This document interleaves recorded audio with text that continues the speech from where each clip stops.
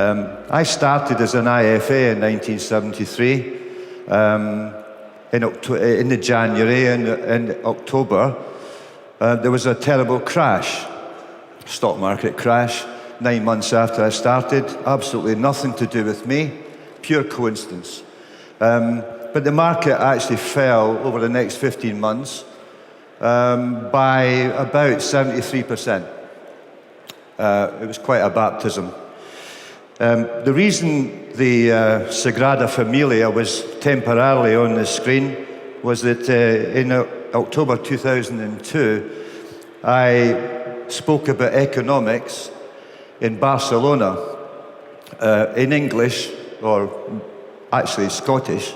And the interesting thing about that was it was for the Mail on Sunday International Conference in the Hotel des Arts.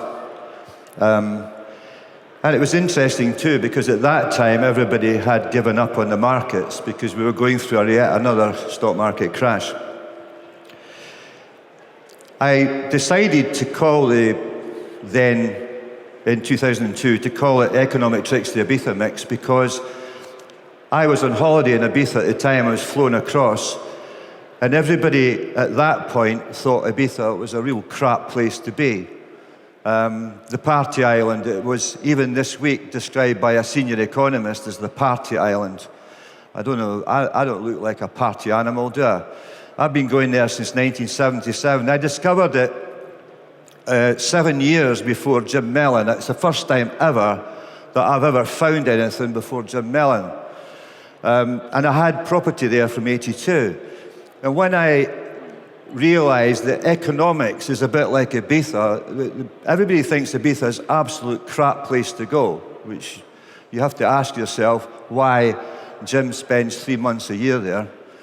But it's supposed to be a crap place to go. And how do you get to that conclusion? You get to that conclusion because of the media. They keep telling you that time after time.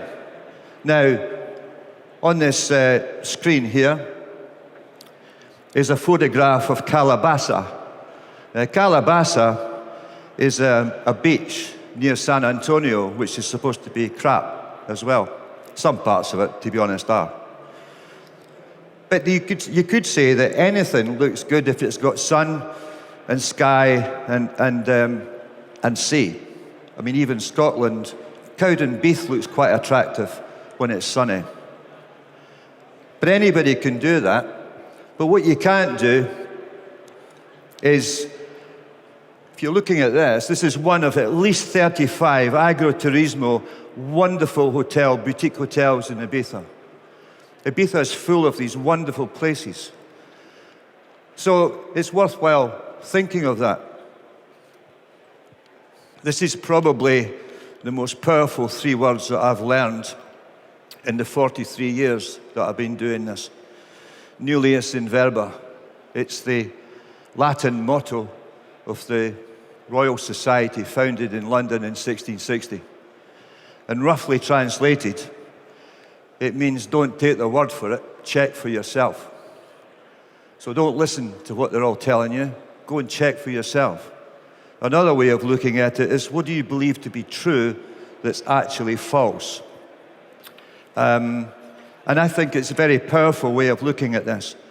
I want you to just sink it in, write it down, think about it, stick it on your wall and so on. The Grim Reapers. Nullius in verba, just check for yourself. Economists, experts in the media. I get a lot of stick for complaining about the media. But the problem is that they have a different model.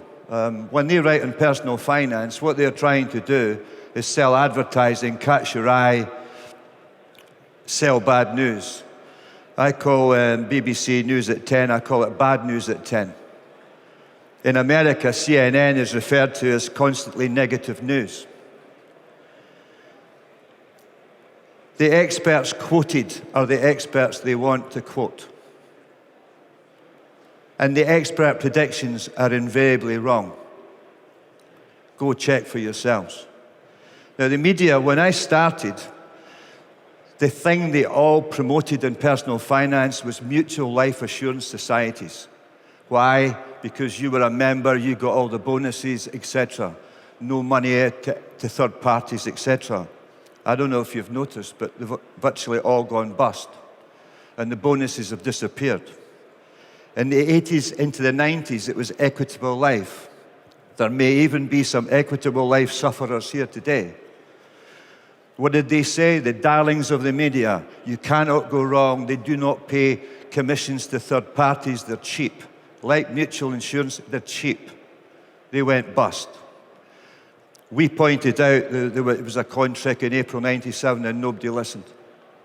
Well, Equitable Life listened because they tried to sue me.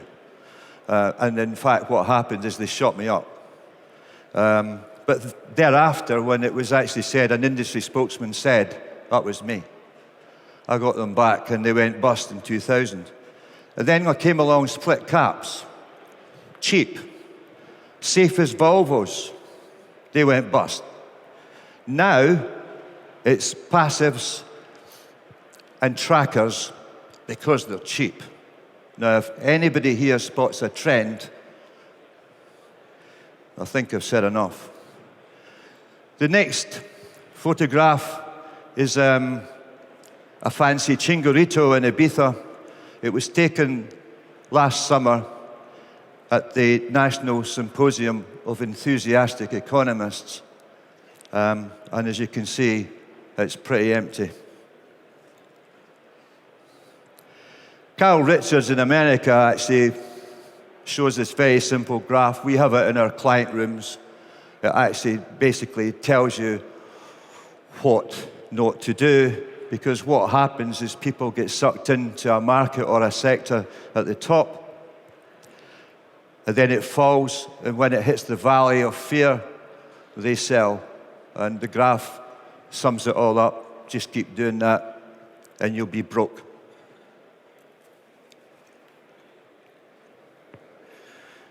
We saw it in even this year. January and February, the markets fell. It was the worst start in living memory, apparently. And people rushed out. They rushed into cash, and they rushed in, we're told, to absolute return funds, which actually have given us absolutely nothing. They rushed into the UK's largest absolute return fund, which has since then gone down by 1.6%, whereas the market they left has gone up by 10.8%. Fear again. Why is it we keep doing this? Why is it investors keep rushing in and then rushing out and panicking? Well, having studied the brain for quite a long time, I learned to my amazement that the human brain has been evolving for 7 million years. 7 million years. And apparently in the last 2 million years, it's trebled in size. And the bit on the outside is the information brain, and the information brain collects all this nonsense that we see around us all day. But right at the very core of the brain is the old reptilian brain, and it's the brain that makes us make buying decisions, makes us attractive to the wrong people, and so on. And it's the brain, that part of the brain that includes the panic button. And isn't it remarkable that the amygdala, which causes all the trouble, is red? Isn't that astonishing? We've got a red panic button in the brain. So, and if you think about it, in the old days, in the savannah lands with saber-toothed tigers running around and all sorts of horrible nasties that could kill you, it was important to have a panic button because it's connected to the optical nerve or to hearing. And so as soon as you thought you saw a tiger running along, as soon as you thought you heard something like that, basically you ran. The people who didn't run, who said, wait a minute, chaps, it might not be a saber-toothed tiger, they ended up as lunch. And so the genes that were passed down through generation and generation and generation are the genes of the herd, the safety in numbers. They're the genes that are passed down. That's why it is not easy to be contrarian. I know loads and loads of people here are really here to hear my friend Jim, But this man is fairly unique because he's not got the same panic button. It was probably removed at birth. There's something that makes him do things opposite. And it's when you do things opposite that actually it works. So I'm going to go right back to basics, very boring. Life is about broccoli or chocolate. We all know that broccoli is better for us. We all know that it's really healthy to eat broccoli. But you know something? I fancy a bit of chocolate. Chocolate's the quick fix. I could put this investment in place, but you know something? I'll just go on that holiday to Lanzarote, and we'll go out for that sumptuous meal, and we'll buy another car. People tend to think in linear terms. I'm only going to wait 5 years, and so on. You're not missing 5 years. You're missing all the compound interest. Broccoli and chocolate. The number of people that I've met over all these years that come to me, and they do not have a plan, they don't have a vision. They come with things that they've bought through their panic button. They don't have a plan of what they're trying to achieve. And I just asked them the question. We had a lady in the other day, and she said, I've got money in pensions. Well, how much have you got? I'm not very sure. Who are they with? Don't know. Do you know what the return is? No. What about the last 5 years? No idea. What have you got them for? I don't know. What happens when you die? No idea. I mean, that's not exactly broccoli, is it? Warren Buffett, it was disclosed last week that Warren Buffett, 97% of his wealth, I think he's mid-80s, 87, something like that, 97% of his wealth was accumulated after the age of 50. There's hope for us yet. I actually thought about it in the taxi coming here today. I was born in 1947. I'm a baby boomer. And I thought about it, and I thought, actually, I'm 69 now. I worked it all out. Something like 96% of my wealth has been built since I was 50. That's astonishing. So what is it you need to do? Well, my dad was a bricklayer, and hence the bricks. And if you can read the words, it's got steelworks or something like that. It's just a little play on words. How do you spot a trend? If you're walking home and you get hit on the back of the head by a brick, not that my father threw bricks at me, by the way, but if you get hit in the back of the head by a brick, you have nothing to compare it with. It's a unique experience. But you can be assured that for the next 2 or 3 years, every time you walk past that spot, you keep looking for the brick. But eventually you forget. When it happens the second time, well, that could be a trend, but you're not sure, because it could be a coincidence. But you know something? See when it happens the third time? That's a trend. That's a trend. Now, the problem is, in my case, the first brick hit me in October 73 when the market crashed. The next brick didn't come along till October 87. That's 14 years. A long time to worry about bricks. The third one was March 2000. Once you get to that point, you have a fair idea what's going to happen next. And that's why I always think of the 3 bricks. You're shipwrecked.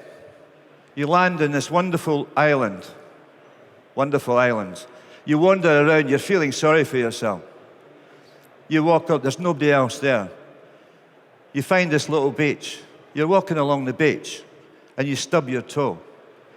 And you pick yourself up, and it's a 10-ounce gold ingot, worth on an open market at the moment about 9,000 quid. Question is, how much do you pay for it? And just in case you don't know the answer to that or too embarrassed, you pay nothing, because there's nobody else there. That's the good news. The bad news is you can't sell it because there's nobody else there. So supply and demand is as simple as that. You need to have a crowd in order to establish price. And the bigger the crowd, the more you might get. If you actually think about it, there's only 1 of 3 places you can be vis-a-vis the herd. You can either be in front, in the middle, or at the back. Where do you need to be to find something cheap? Like Warren Buffett or Mr. Mellon. You have to be in the front. How do you think it feels to be in the front when everybody is over there? It doesn't feel too good, because your little panic button is actually flashing away bright red. It feels very, very uncomfortable, which is why it's difficult to be a contrarian. Now, I'm going to show you something that I want you to think about.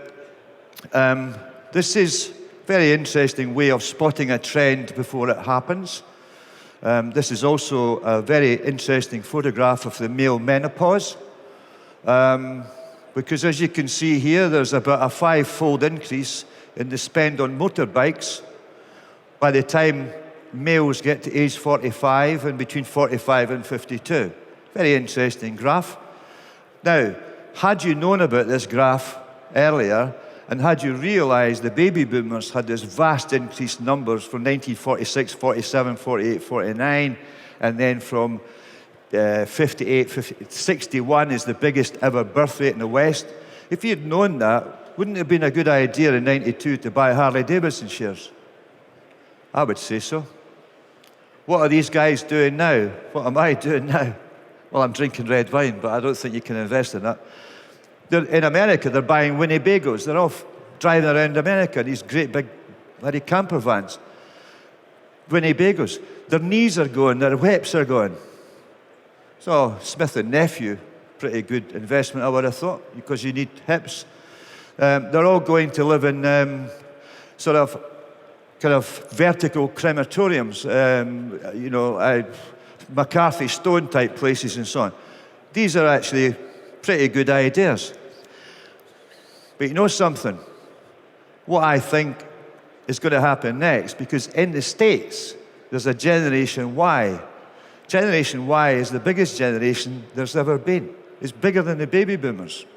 And they've come from all these broken homes, so they've all got about 8 grannies. 4 parents all feeling bad about it, giving stuff in their money, and they're the first generation that's ever been brought up digitally. I mean, I haven't got a clue still how to work a telly or things like that. Just give it to the kids, the grandkids. I was reading a story to my then 4-year-old granddaughter, and she was sucking her thumb, and I was telling her, and she stopped and she said, "How did that happen, Grandad?" And I said, "I don't know." And she went, "Google it, Grandad. Google it." So, there's some interesting thoughts for you. Now, George Osborne at the budget stood up and said, I seem to remember, that what the country needed were more people educated on mathematics till at least it reached the age of 18. This is the magic number of the universe. I actually discovered it, I think, about 76 or so. I think Warren Buffett must have discovered it earlier. This is the surefire, the rule of 72. If you want to know how long it's going to take to double your money, then whatever your return is after tax and charges is divide it into 72. Now, if you're getting all your money in cash ISAs earning 1%, that's 72 years. Best of luck. Best of luck. If you're getting 0.1% and there's loads of money lying in deposit earning 0.1%, that's 720 years. That's longer than Santa Claus. Santa Claus, he's still working, he's 679. And he's not just working 1 day a week, by the way, because he's got all this stuff to sort of organize and distribution and so on. The rule of 72. If you're getting 3%, that's 24 years. If you get 14%, it's 5. Get a piece of paper, write it down. And by the way, if you actually can use this and stick it into a pension fund as a high rate taxpayer, you're increasing your return by 67% because of the reinvested tax relief. You're sticking into a tax-free fund. It's free of inheritance tax when you die. Why would you not do it? And why would you take the money out pay tax on it, they make it liable to inheritance tax. The Inland Revenue, in their wildest dreams, expected about $1 billion of extra tax, and they got 30% more than that.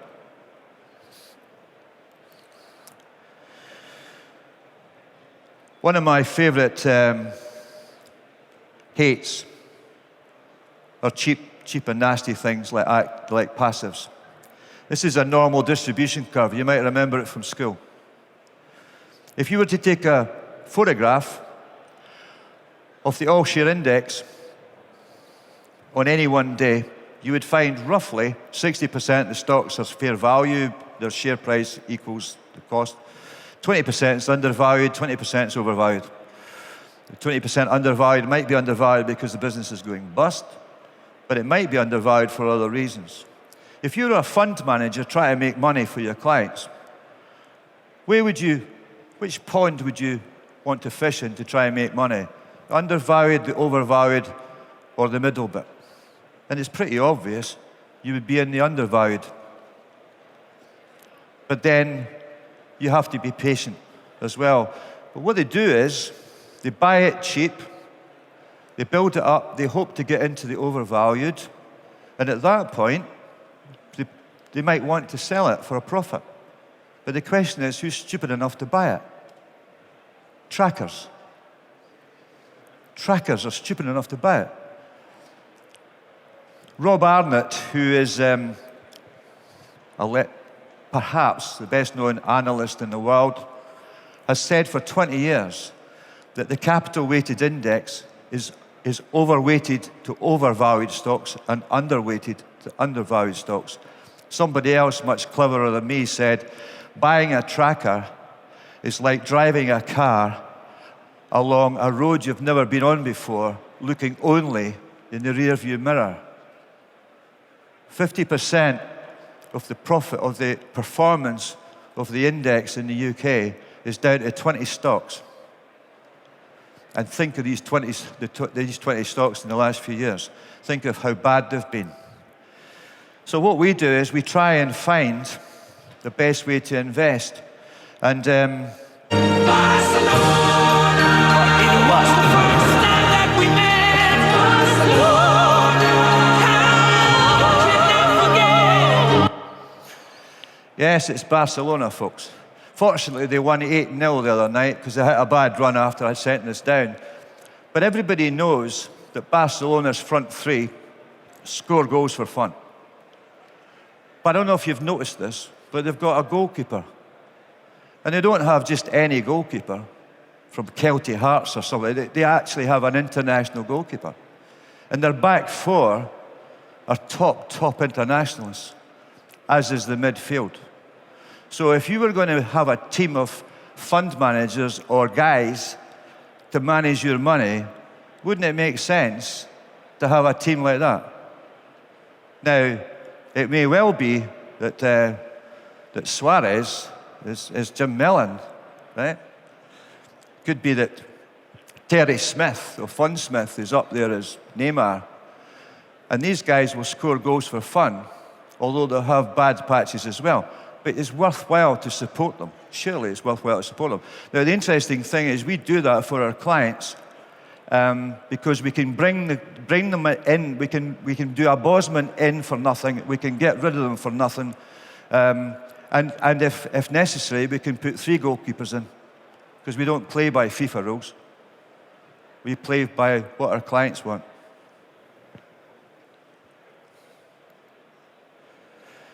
And now, I know I've actually thrown a lot of ideas in, so I want to leave you with the ones that I hope will stick with you. I want you to think of, what are you doing? Are you doing broccoli or chocolate? Because that's what it's all about. That makes the difference in your retirement in later years. Nullius and verba, write it down, think about it. Every time you hear something on television, every time you hear bad news, every time you read somebody in the papers, think about it. Go check for yourself. It's easy nowadays. You've got, as my granddaughter reminded me, I've got Google. I go and check. The rule of 72 is so easy, it's just unbelievable. Very simple. If you're getting 1%, for goodness sake, go and do something about it, because you're not going to wait 72 years. And then there's the team. And you know what's really important about the team? Lionel Messi is one of our clients who's a famous football manager, would say he's the best player he's ever seen. But he's got a coach. Barcelona have got a coach. They've not only got one coach, they've got a whole team of them. And La Masia, the school, was established by Johan Cruyff in 1988. Colin Powell, who was US Secretary of State under Bush Sr., I saw quoted in Master Investor on Tuesday about secrets of success. And he said it was about preparation, hard work, and learning from failure. The best golfers in the world have got coaches. The best tennis players. The best golfers, if they want to improve their putting, go to Dave Stockton in Arizona. That's all he does. That's not cheap. If you want it cheap, buy passives.